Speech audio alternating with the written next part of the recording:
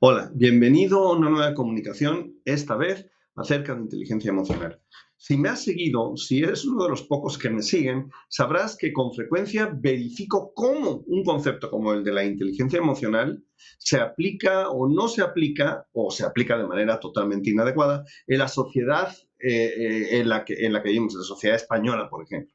Y se aplica desde el punto de vista profesional, no desde el punto de vista personal. Esto es lo que yo verifico. Pues bien, esta semana quiero hablar contigo de los VTC, esos vehículos de transporte que llevan un conductor, de los cuales cada día hay más, y de cómo la aplicación de la inteligencia emocional en este tipo de compañías es simple y sencillamente anecdótica, por decir algo bueno. Continúa y te cuento. Pues bien, en este análisis de la aplicación de la inteligencia emocional en la sociedad actual, yo tengo un vídeo anterior que te pongo por aquí para que veas exactamente a qué me refiero con una aplicación hipócrita de la inteligencia emocional. Pero bueno, en este análisis he querido ver en estas semanas las VTC. Tengo un amigo, trabajamos hace mucho tiempo, pero por circunstancias ahora está conduciendo un taxi VTC. No es que esté descontento, no gana lo que ganaba, pero se siente más o menos a gusto. Entonces dije, vamos a averiguar cómo están las VTC con los conductores. Entonces me metí a los procesos de contratación y lo que me he llevado es una sorpresa mayúscula, pero por el lado desagradable, por el lado negativo. Para entendernos, en un VTC hay una persona que se sienta a conducir un vehículo donde va a recibir pasajeros y como cada vez que yo entro en contacto, que una persona entra en contacto con un pasajero, no es la persona la que se está representando a sí misma, que también, pero es la empresa que dice, a lo mejor a lo largo del vehículo con letreros, dice la empresa que está contratando a ese pasajero, la empresa a la que ese pasajero representa, de tal manera que si yo tengo un problema con ese conductor, si yo soy un pasajero y tengo un problema con ese conductor, con quien voy o a quien voy a criticar o de quien voy a hablar mal, es de la empresa que contrató a ese pasajero. Él podrá ser desagradable, molesto o lo que sea, pero mi reacción va a ser siempre contra Uber. Por ejemplo, Uber, Cabify o cualquiera de estas empresas que se dedican a la contratación de VTCs, ¿no? Bien, lo primero que tenemos que entender es que Uber o Cabify, por ejemplo, y muchas otras, son simplemente compañías de software, es decir, de aplicaciones. A estas empresas las contrata, o más bien hacen convenios con estas empresas, grandes compradores de automóviles. Es un negocio financiero. O sea, yo invierto 50, 60, 70 vehículos, el dinero de 60 vehículos, y tengo 70 o 60 que cumplen con las condiciones específicas que Uber o Cabify o cualquiera de estas empresas me pide para ser un conductor de esa marca. Es decir, tiene que ser eléctrico en la ciudad de Madrid o híbrido por lo menos, en fin, tiene que tener una cierta antigüedad, en fin, una serie de características que en general son las mismas en muchos países del mundo. Entonces, ¿qué ocurre? Estas empresas compran esa cantidad de vehículos, son flotas muy grandes y lo que hacen es sacarle una rentabilidad financiera, de tal manera que a mí me deja más dinero tener ese vehículo circulando y generando ingresos que tener el dinero que me costaría el vehículo, que me costó comprar el vehículo y ponerlo en el banco a producir. Y probablemente tenga menos riesgo el tener a ese vehículo en la calle trabajando que meter el dinero en bolsa, por ejemplo, en la compra de acciones, algo que sean de SpaceX, ¿no? Pero bueno, como representa un cierto menor riesgo el tener el dinero metido en el coche, pues obviamente lo invierto y lo que quiero es tenerlo trabajando la mayor cantidad de horas posible. Porque cada hora que el coche no trabajó es un dinero que ya perdí y que no voy a recuperar. Es un poco similar a los hoteles. Una habitación que no di es una habitación que ya no voy a volver a dar, porque primero, ese día ya pasó o esa hora ya pasó. Y en segundo lugar, tienen su tiempo límite los vehículos. ¿Por qué? Porque determinado tiempo después, cuando alcanzan cierta edad, ya no puede seguir circulando. Entonces necesito sacarle la mayor rentabilidad posible. Pero todavía, todavía no son autónomos, o sea, no se manejan por inteligencia artificial, ni cámaras, ni conducción autónoma, la mayoría de ellos. Hay países en donde esto ya se hace con mucha más regularidad, pero en España todavía se está empezando siquiera a probar, ¿no? Es decir, hay un conductor, una persona, un humano que se encuentra en el volante del vehículo y que va a recibir a la persona de atrás. Bien, yo tengo un negocio financiero, los negocios financieros son muy fríos, pero por otro lado es un negocio humano porque hay una persona en un coche, en un volante, tratando con un pasajero en la parte de atrás del vehículo, ¿no? Bueno, de atrás o de donde sea. El punto es que esa interacción humana puede determinar enormemente el grado de satisfacción que puede tener el pasajero. Desde luego que el conductor es importante, pero es importante para él mismo, porque lo que yo te voy a demostrar es que para las empresas VTC, en su mayoría, el conductor es irrelevante.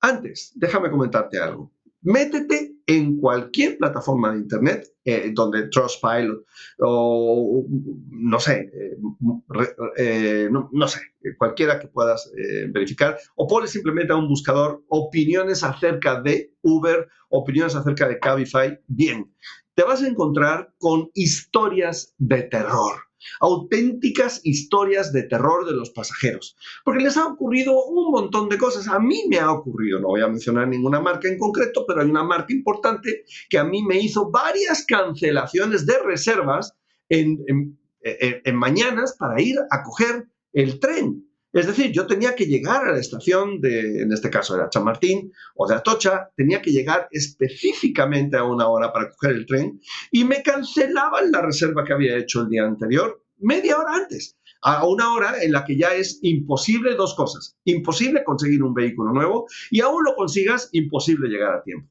Entonces he perdido trenes. Cuando he hecho las reclamaciones a la empresa, oye, que mira, que por tu culpa, por haberme cancelado la reserva en el momento, media hora antes, yo he perdido el tren y he perdido un día de facturación y he perdido tanto dinero. Y lo que me han dicho es que lo lamentan mucho, pero que me ofrecen un 20% de descuento para el siguiente viaje. Digo, estos obviamente son empresas con las que no quieres volver a tratar, ¿no? Pero esa es una historia y esa es una historia personal. Sin embargo, no es la única. Si te pones a leer las historias, te encuentras de todo, desde personas que te trataron mal, de personas que no hicieron su trabajo, que se han perdido, que no conocen el camino, en fin, hay muchas quejas de los pasajeros. Entonces, número uno, a las empresas VTC, y ahora te voy a demostrar por qué, no les importa nada el conductor. Es irrelevante, es sustituible. Si este no sirve, hay otro. Ponle un espejo delante. Si respira, puede conducir.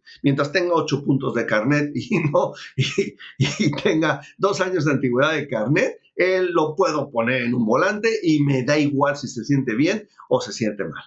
Y por otro lado, como empresa que soy, tampoco me importa mucho el pasajero. No hago mucho esfuerzo porque el pasajero vaya bien, porque a lo mejor la demanda que tengo en este momento es tan alta y el hecho de que una incidencia, porque fíjate en esto, cuando yo tengo un problema con una empresa y me ha ido mal, se lo cuento a 10 personas. Ese es el dato, ¿no? Vale, pues ya son 10 personas que van a tener una referencia negativa de la empresa que me ha hecho a mí mal el trabajo y por lo tanto pues yo voy a estar buscando otra empresa, no voy a ir a una de la que ya me han hablado mal.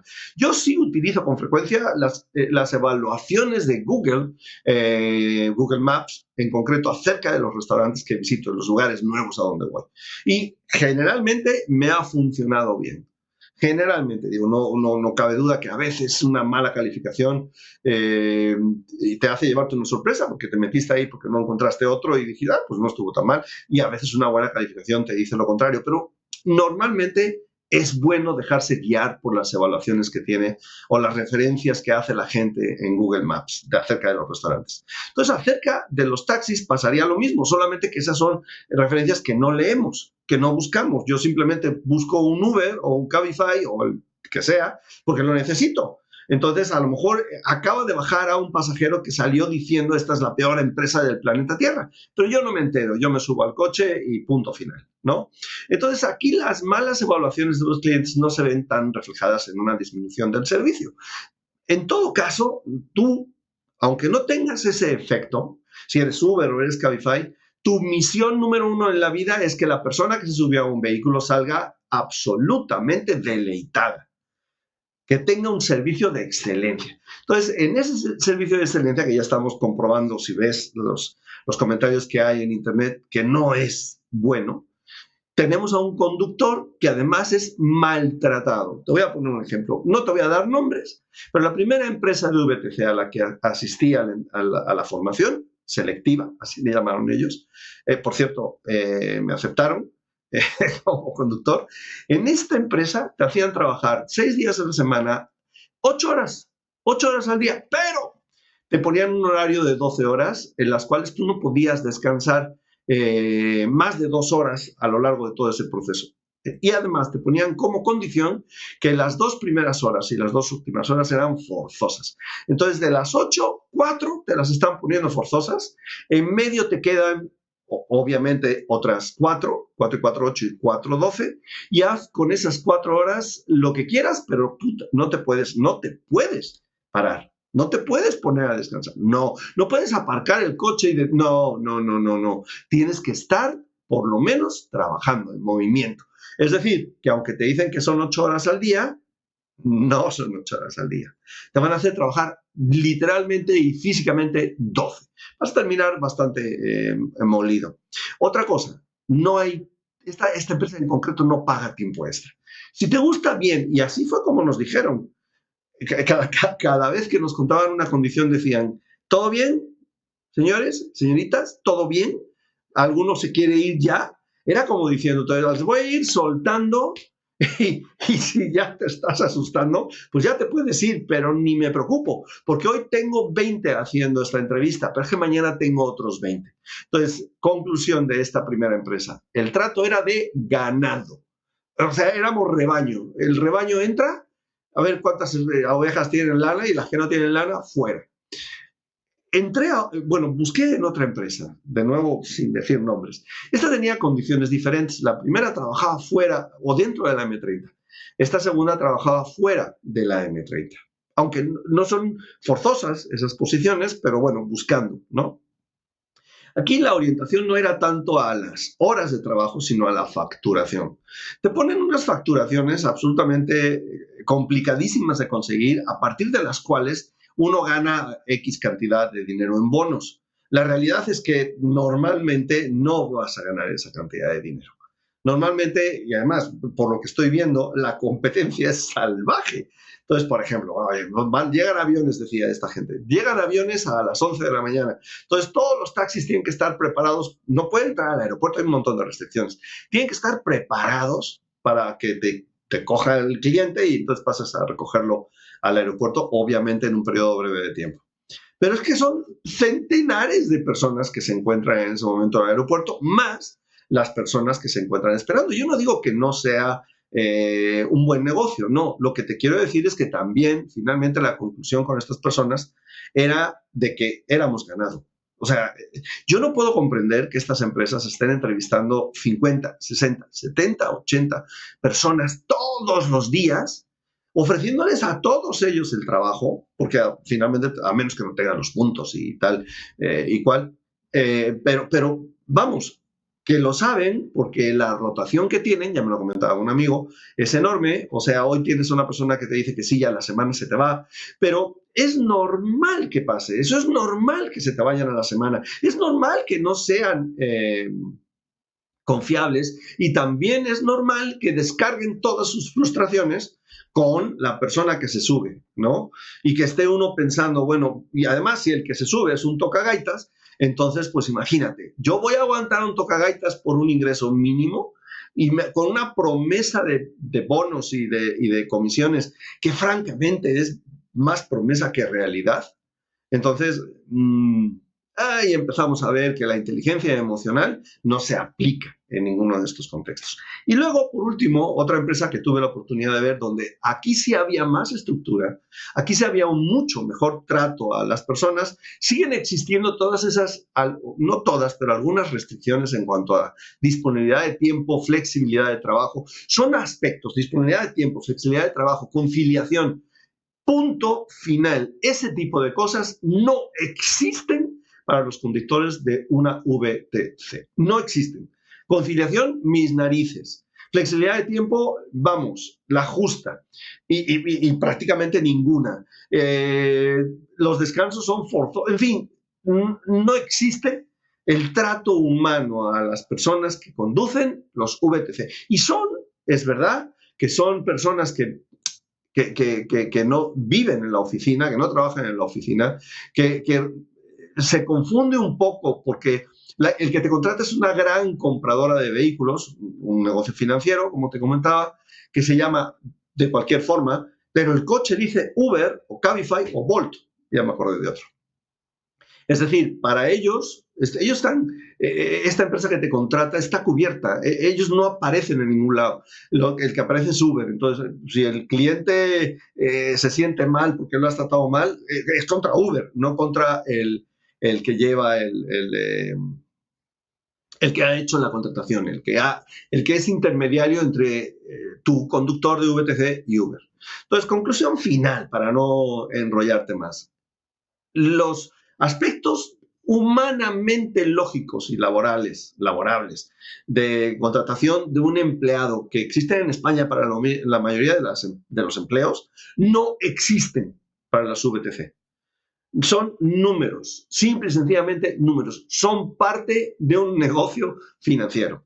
Otra muestra más de que la inteligencia emocional, siendo estrictamente necesaria, cuidado, hay un conductor y hay un pasajero y hay que relacionarse con ese pasajero y relacionarse bien, porque en la calle, yo me figuro, en la calle se van a presentar problemas y hay que saber gestionarlos. Hay que saber hacer que la persona viva ese problema de la forma menos dañina posible. Y para eso se requiere inteligencia emocional. Pero la inteligencia emocional, en el caso de los VTC, es un cadáver que, por cierto, nunca nació. Así que tampoco se murió. Es decir, no existe, ni se considera.